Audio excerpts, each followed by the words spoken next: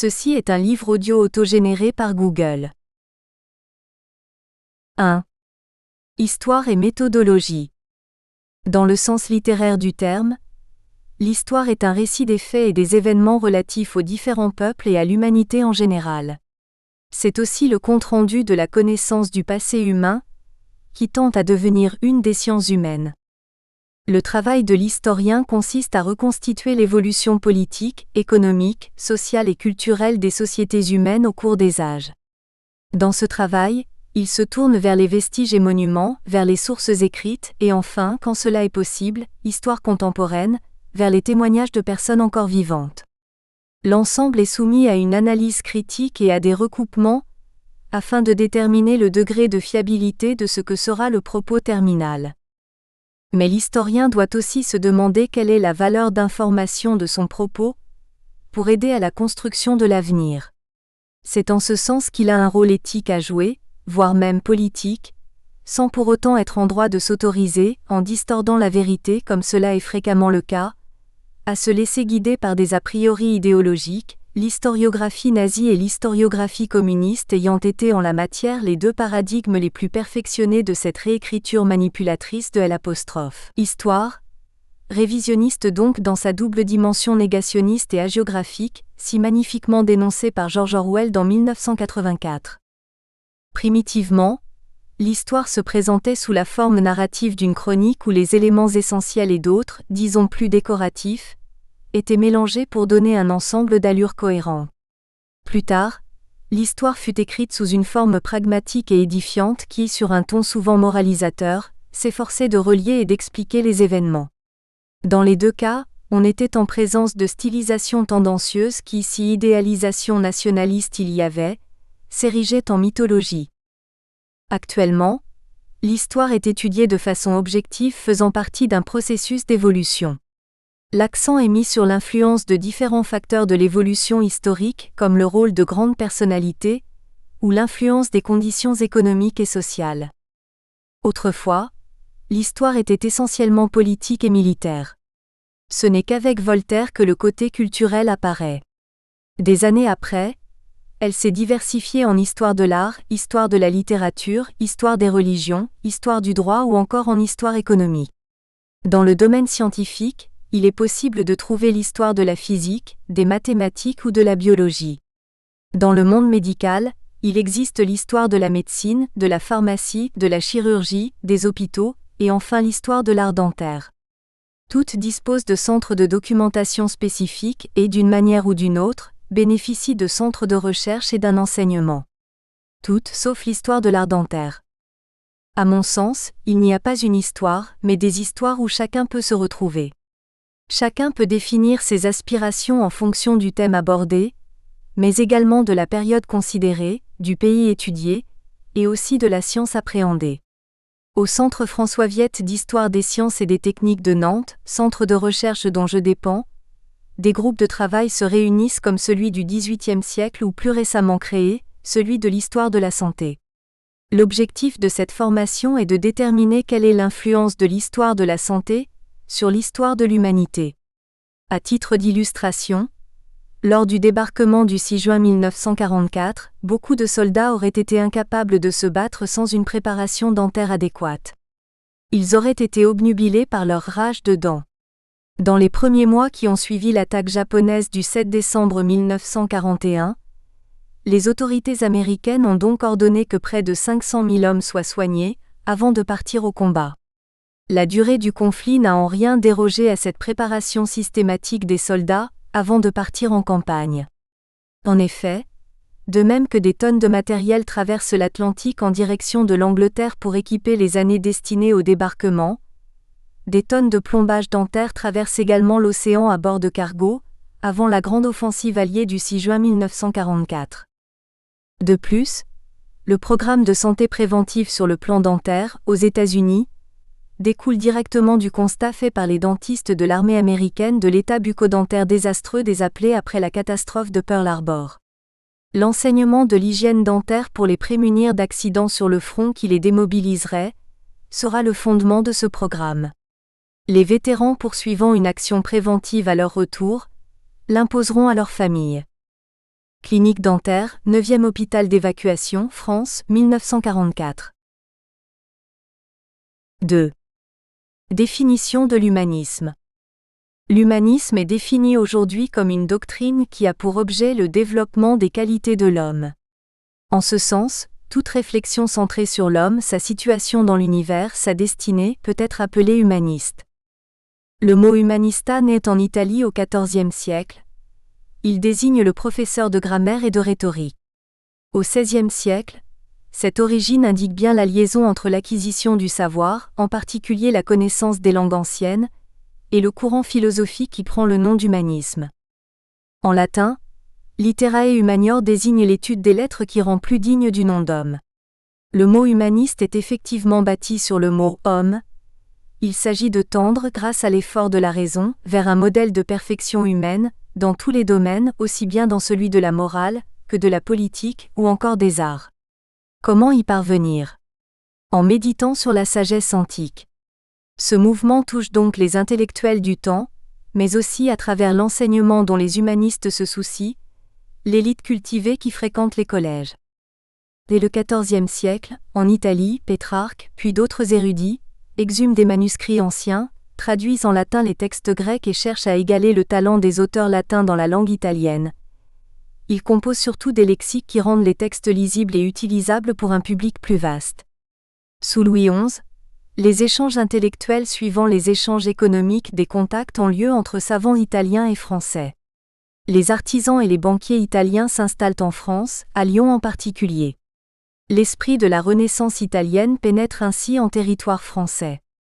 Sous Charles VIII et Louis XII, lors des campagnes d'Italie, les armées françaises découvrent ce qui jusque-là a été la passion d'une élite. La France s'ouvre au mode de vie et de pensée des Italiens. Les voyages des professeurs et des étudiants d'université en université, et surtout la diffusion des livres et des manuels d'enseignement, achèvent de répandre l'humanisme en Europe. L'imprimerie naît à Mayence en 1448 avec Gutenberg. Elle s'installe à Paris en 1470, puis à Lyon en 1473. De nombreux ouvrages résultant de traductions sont publiés. Des textes anciens sont adaptés à des fins littéraires, juridiques et scientifiques. L'érudition n'est pas une fin en soi. Acquérir le savoir, c'est chercher à faire progresser l'homme, à l'amener de l'état d'enfance à l'état de culture, seul digne de l'homme. C'est pourquoi la réflexion pédagogique tient tant de place dans les écrits humanistes. Erasme en 1529 dans l'Éloge de la folie, Rabelais en 1532 dans Pantagruel, puis en 1535 dans Gargantua, Montaigne en 1585 dans ses Essais, Thomas More en 1534 dans l'Utopie. Quelques œuvres majeures parmi tant d'autres qui exposent une leçon de gouvernement ou décrivent une société idéale. Ces différents travaux foisonnent de références aux dents. Dans ses Essais, Michel Esquem de Montaigne, 1533-1592, écrit « J'ai toujours eu les dents bonnes jusqu'à l'excellence. J'ai appris à les frotter de ma serviette et le matin et à l'entrée et issue de table. » Dans son journal de voyage en Italie, il raconte son expérience douloureuse d'une rage de dents qu'il essaie de soulager d'abord en mâchant en larmes, du mastic dont il ne tire aucune amélioration. La plus mauvaise nuit que je me souvienne d'avoir passée. La souffrance atteint son paroxysme. Il envoie chercher un apothicaire qui l'engage à mettre de l'eau-de-vie sur sa dent douloureuse. Le lendemain, le 5 septembre 1561, il applique un emplâtre de mastic sur la tempe, sans aucun résultat. La nuit suivante, la chaleur sur sa joue est alimentée avec de la filasse chaude. La douleur disparaît enfin. Pantagruel et Gargantua de François Rabelais, v. 1494 à 1553, multiplie les citations truculentes concernant la bouche et les dents. Ainsi, dans Pantagruel, tu faisais l'anatomie des dents alcofibra quand ton Pantagruel, avec les dents encrues et fortifiées, rompait un gros morceau à sa timbale. Ton Quaresme prenant portait la mâchoire en forme de gobelet et ses dents en forme de vouge. De ces telles dents de lecte on en trouvait une à Collonges-les-Royaux en Poitou et deux à la brosse en Saintonge sous la porte de la cave. Grippemin les avait d'un sanglier. Les dents te servaient Panurge, lors de la discussion en Sorbonne. Panurge aux dents aiguës qui disiez à Pantagruel qu'il semblait à votre ventre que les dents aient perdu leur fonction naturelle par faute de manger. Un épisode des aventures de Gargantua relate son passage dans les Alpes. Celui-ci se serait arrêté pour manger, et s'y serait cassé un morceau de dent sur une pierre. Les humanistes sont pacifistes parce qu'ils ont un esprit cosmopolite dû aux échanges intellectuels et aux voyages qu'ils font à travers l'Europe. Leur foi dans les progrès de l'homme leur fait préférer des réformes de l'intérieur aux affrontements, aux ruptures, aux bouleversements sociaux. Pour promouvoir l'homme nouveau, ils réforment l'enseignement. À Paris, se crée le Collège des lecteurs royaux qui deviendra le Collège de France, où sont enseignés le grec, le latin, l'hébreu, la philosophie et les mathématiques de façon nouvelle par rapport à l'enseignement sclérosé de la Sorbonne qui n'éveille pas à l'époque l'esprit critique. D'ailleurs, la Sorbonne tente de s'opposer à eux. Mais le nom même de Collège des lecteurs royaux suffit à indiquer que le roi favorise ce nouvel enseignement, contre l'esprit de la Sorbonne. Croyant fondamentalement au progrès possible de l'homme, les humanistes sont profondément optimistes. S'ils méditent sur la littérature antique, c'est pour y découvrir les valeurs morales et intellectuelles anciennes, et les adapter au monde nouveau. Ils sont engagés dans ce monde et veulent participer à sa construction. Bien que lisant des textes anciens, ils ne sont pas en contradiction avec le catholicisme. Cependant, les autorités catholiques acceptent mal leur position. Une des raisons de l'opposition entre les humanistes et la Sorbonne tient à leur méthode de travail. Les humanistes appliquent aux textes profanes comme aux textes sacrés les mêmes méthodes d'établissement du texte. Traduction renouvelée, soumission à une réflexion en profondeur, apport de commentaires critiques. Les textes bibliques sont examinés au même titre que les autres œuvres philosophiques, ce qui constitue un sacrilège pour la Sorbonne. L'idéal de paix, de connaissance, d'harmonie entre les hommes chez les humanistes se heurte à une réalité faite de guerre et d'intolérance. Souvent opposés au pouvoir religieux et temporel, défiant la science officielle, certains termineront sur les bûchers de l'Inquisition, tel le médecin espagnol Michel Servet en 1553, le philosophe italien Giordano Bruno en 1600. On sait que Galilée y échappera de justesse en 1633, en renonçant publiquement à ses thèses sur la gravitation.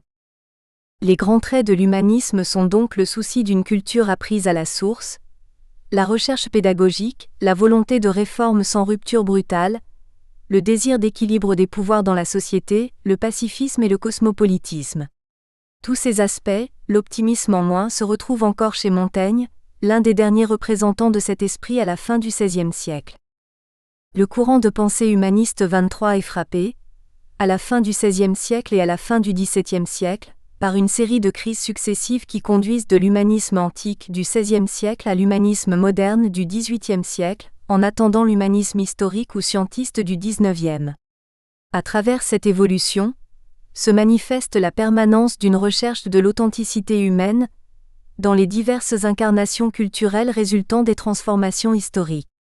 Au XVIIIe, sous le nom de Lumière, l'humanisme sera porté à son point culminant par les encyclopédistes français qui créeront les bases théoriques de la Révolution française, Déclaration des droits de l'homme et du citoyen, en laquelle Hegel perçut le transport du ciel sur la terre. En Allemagne, Gotthold Ephraim Lessing luttera pour la tolérance religieuse, Nathan le Sage, 1779, et une éducation du genre humain, 1780, fondée sur le bien réclamé par la raison. Pour sa part, Immanuel Kant lancera un appel à l'affranchissement de l'esprit humain de la tradition, de l'autorité et des divers dogmes. Posant la question « Qu'est-ce que les Lumières ?» 1784, il répond « La sortie de l'homme de l'immaturité dont il est lui-même responsable. Sapere aude. Aie le courage de te servir de ton propre entendement. » Voilà la devise des Lumières. L'humanisme découle directement de l'enseignement. Nous espérons que vous avez apprécié cet aperçu. Pour continuer à écouter ce livre audio sur Google Play Livres, utilisez le lien dans la description de la vidéo.